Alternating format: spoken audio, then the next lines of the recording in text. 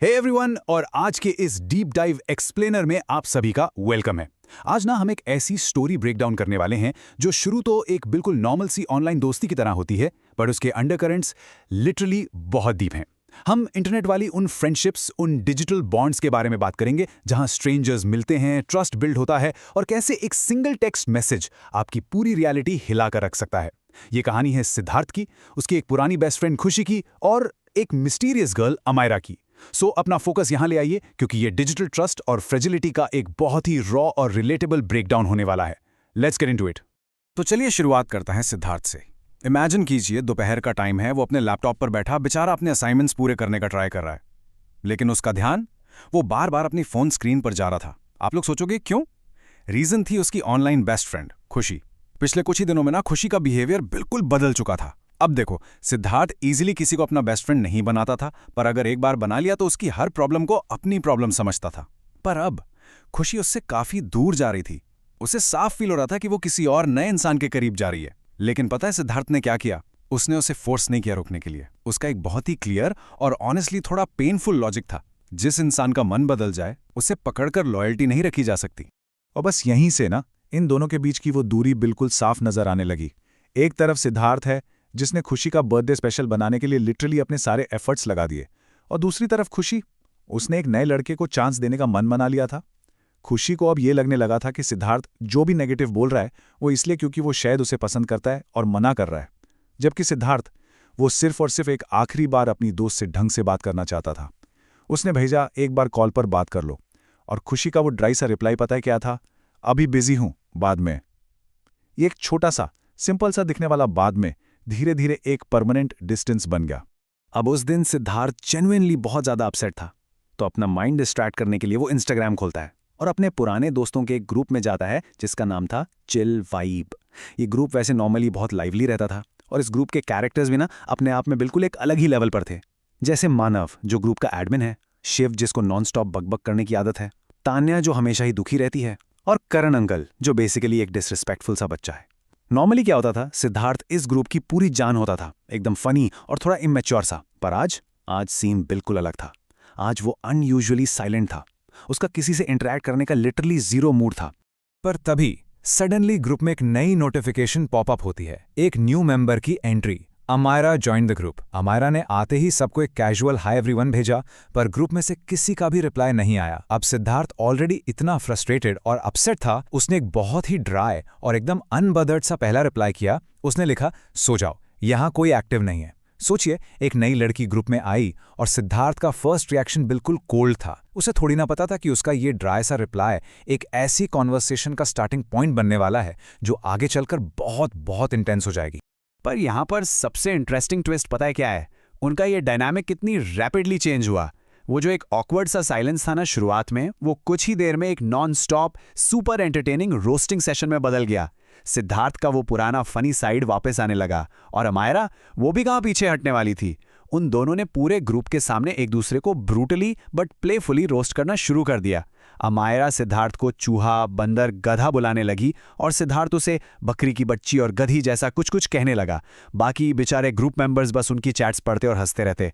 अगर सिद्धार्थ ऑनलाइन आता तो अमायरा फॉर श्योर एक्टिव मिलती। देखते ही देखते उनका ये चूहा चूहिया वाला बैंटर उस ग्रुप का सबसे एंटरटेनिंग हिस्सा बन गया था। लेकिन जैसे कि ऐसी स्टोरीज में अक्सर होता है, ये पब्लिक रोस्टिंग सिर्फ ग्रुप चैट तक ही सीमित नहीं रही। ये दोस्ती नेचुरली इवॉल्व हुई और धीरे से पर्सनल डीएम्स तक शिफ्ट हो गई। अगर आप ध्यान दें तो ये एक बहुत ही क्लासिक डिजिटल बॉन्डिंग प्रोग्रेशन है। दोस्ती बेसिकली 3 फेजेस में आगे बढ़ती है। पहली शुरुआत होती है बिल्कुल नॉर्मल कैजुअल बातों से। फिर धीरे धीरे आप पर्सनल डिटेल्स शेयर करना शुरू करते हैं। जैसे अमायरा अपने किसी पास्ट इमोशनल ट्रॉमा की वजह से काफी लो फील करती थी, और दूसरी तरफ सिद्धार्थ, वो भी तो खुशी वाले इंसिडेंट के बाद इमोशनली बहुत गार्डेड था।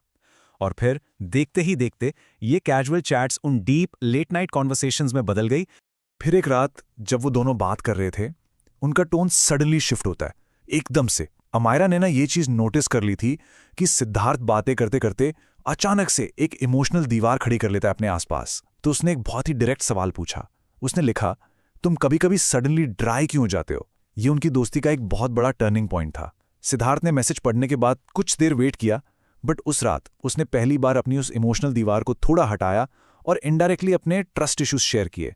उसने बताया कि कैसे उसकी एक बहुत क्लोज दोस्त ने उसे हर्ट किया है और अब उसे सीरियसली लगने लगा है कि सारी लड़कियां बिल्कुल एक जैसी ही होती हैं। वो अपने फेयर्स और अपनी वल्नरेबिलिटी के बारे में कंप्लीटली ओपन अप हो गया था।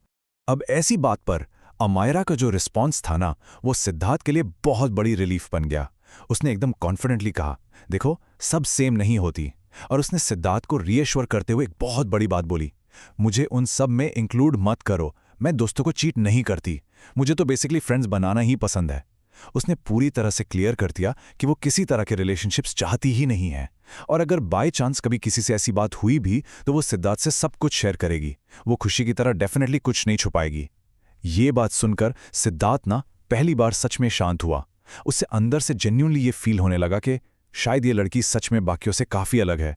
और यहाँ पर हमें सिद्धार्थ का एक बहुत ही प्योर और थोड़ा सा नाइफ माइंडसेट देखने को मिलता है। उसने एक बहुत ही सिंपल सा लॉजिक लगाया जिसने उसे एक बिल्कुल नया रिस्क लेने के लिए पुश कर दिया।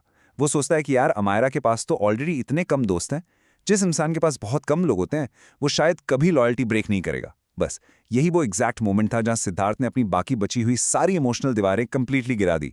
उसने डिसाइड किया कि वो ट्रस्ट को एक आखिरी चांस जरूर देगा। अब वो इमोशनली अमायरा से पूरी तरह कनेक्ट होने के लिए एकदम तैयार था। फिर उस रात उनका टाइम कैसे बीता, ये अपने आप में एक बहुत इंटरेस्टिंग ऑब्जर्वेशन है। उनकी बॉन्ड अब तक काफ़ी स्ट्रांग हो चुकी थी, इतनी कि वो कैजुअली थोड़ा बहुत फ्लर्ट भी करने लगे थे। अब सिद्धार्थ, एक ऐसा लड़का जो नॉर्मली रात के ठीक 9 बजे सो जाता था, उस रात टाइम का कंप्लीटली ट्रैक खो बैठा। 9 बजे तक तो उनके बीच मीम्स और जोक्स शेयर हो रहे थे, बिल्कुल नॉर्मल। पर 10 बजते बजते बातें उन्हीं डीप इमोशनल लाइफ टॉक्स में टर्न हो गई। और फिर रात के ठीक 11 बजे अमायरा ने अचानक से उनकी कॉन्वर्जेशन का टॉपिक पूरी तरह स्विच कर दिया। उसने डार्क रोमांस नॉवेल्स के बारे में बात करना शुरू किया, और इस एक चीज़ ने उनकी इस पूरे दोस्ती को एक बिल्कुल ही नया और बिल्कुल अनएक्सपेक्टेड डायरेक्शन दे दिया। यहाँ सबसे ज्यादा ध्यान देने वाली बात उनके कॉन्वर्सेशन की स्पेसिफिक थीम्स हैं। अमायरा यूज नॉवेल्स के ऐसे ऐसे सीन्स एक्सप्लेन करने लगी जिसमें पोजेसिवनेस, ऑब्सेशन, टॉक्सिक अट्रैक्शन और डर्टी टॉक्स डायरेक्टली इन्वॉल्व थी। अब सिद्धार्थ, उसने ऐसी लंबी लंबी स्टोरीज अपनी लाइफ में कभी नहीं पढ़ी थी, तो नेचुरली शुरू में वो इन सब बातों को लेकर बहुत ज्यादा ऑकवर्ड फील कर रहा था। पर जैसे जैसे वक्त बीता, उस फ्लो में आते हुए उनके बीच एक प्रॉपर फ्लर्टिंग कंपटीशन सा शुरू हो गया। जो बातें बिल्कुल कैजुअल जोक्स से शुरू हुई थी, वो रात के उस गहरे अंधेरे में काफी सीरियस, इंटीमेट और डर्टी टॉक्स में कन्वर्ट हो गई। ये उनकी उस प्योरली वाली बाउंड्री का एक बहुत बहुत बड़ा क्रॉसओवर था। लेकिन जैसे ही अगली सुबह हुई ना, उस रात के आसान फ्लो और सुबह की हार्श रियलिटी के बीच एक मैसिव क्लैश हुआ। रात को जब वो बातें कर रहे थे तो सब कुछ बड़ा एफर्टलेस था। उन्होंने इतनी लंबी बातें की थी कि सिद्धार्थ को खुद याद नहीं था कि वो एक्साइटमेंट में क्या क्या बोल चुका है। पर जब मॉर्निंग हुई, reality hit him so hard. सुबह उठते ही सिद्धार्थ के अंदर एक भयानक किस्म का गिल्ट आने लगा, और वो इसलिए क्योंकि डीपली वो जेन्युइनली एक बहुत क्लीन हार्टेड लड़का था जिसके लिए दोस्ती किसी भी और चीज़ से ज़्यादा प्योर थी। उसे लगने लगा कि यार, मैंने अपनी बेस्ट फ्रेंड जैसी लड़की के साथ रात में ये सारी बाउंड्रीज क्रॉस करके बहुत ही बड़ा ब्लंडर कर दिया है। उस इंटेंस गिल्ट के चलते सिद्धार्थ ने बिना एक भी मिनट वेस्ट किए तुरंत अपना फ़ोन उठाया और मैसेज टाइप किया। उसके अंदर उस वक्त एक बहुत ही हैवी, रिग्रेटफुल फीलिंग चल रही थी। उसने लिखा, कल रात जो भी हुआ, आई एम रियली सॉरी। मुझे अजीब लग रहा है, मुझे तुमसे ऐसी बातें नहीं करनी चाहिए थी।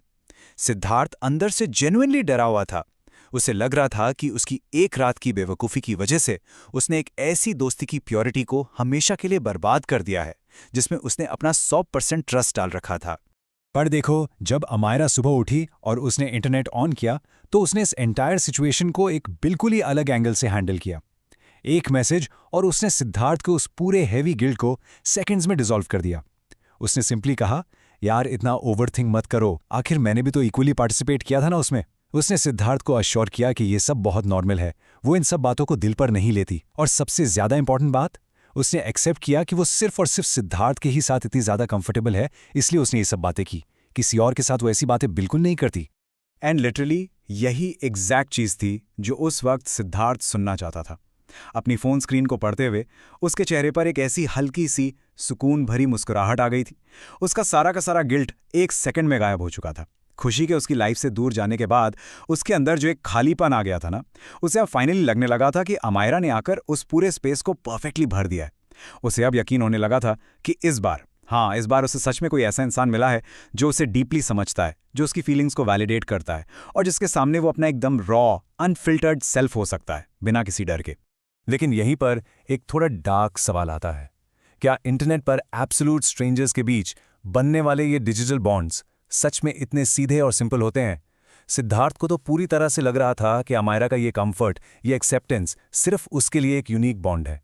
लेकिन क्या वैसा ही था? यहीं से हम इस पूरे एक्सप्लेनर के सबसे बड़े सवाल पर आते हैं। जिस स्पेसिफिक कंफर्ट को सिद्धार्थ अपने लाइफ की यूनिकनेस समझ रहा था, क्या वो सिर्फ एक नई और पहले से भी कहीं ज्यादा कॉम्प्लेक्स डिजिटल इल्यूजन की बस एक शुरुआत थी? क्या ऑनलाइन लॉयल्टी वाकई उतनी सिंपल होती है जितनी सिद्धार्थ ने इजीली अज्यूम कर ली थी? इस बारे में जरूर सोचिए। इस डीप डाइव में हमारे साथ बने रहने के लिए शुक्रिया, and I will catch you guys in the next explainer.